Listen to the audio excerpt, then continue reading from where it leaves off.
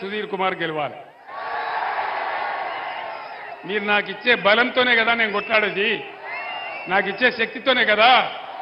కాబట్టి మీ అందరు నేను ఒకటే కోరుతా ఉన్నా, ఇక్కడ ఒక మనిషికి టికెట్ ఇచ్చినాం, ఉప ముఖ్యమంత్రి పదవి ఇచ్చినాం. ఎందుకు మారిపోయింది ఆయన పార్టీ?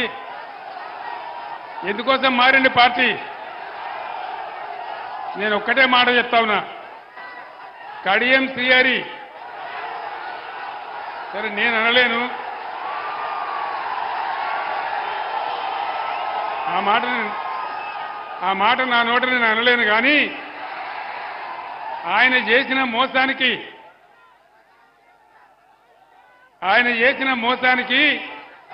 శాశ్వతంగా ఆయన రాజకీయ జీవితం సమాధి చేసుకుంటే మనవి చేస్తా ఉన్నాం.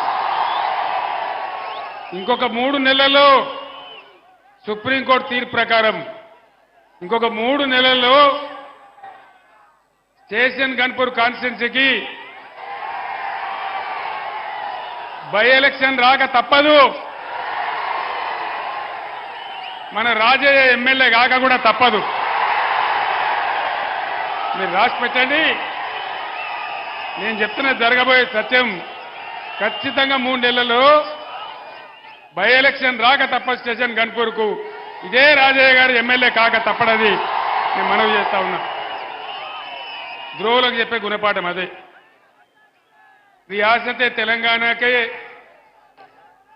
जितने हमारे मुसलमान बुजुर्ग हैं, मुसलमान भाई बहन हैं, आप तमाम लोगों को मैं सलाम करता हूं और आपसे अदबन गुजारिश करता हूं, प्लीज आपसे अदबन गुजारिश करता हूं कि आप बीआरएस के कायदे को वोट देके जिताइए।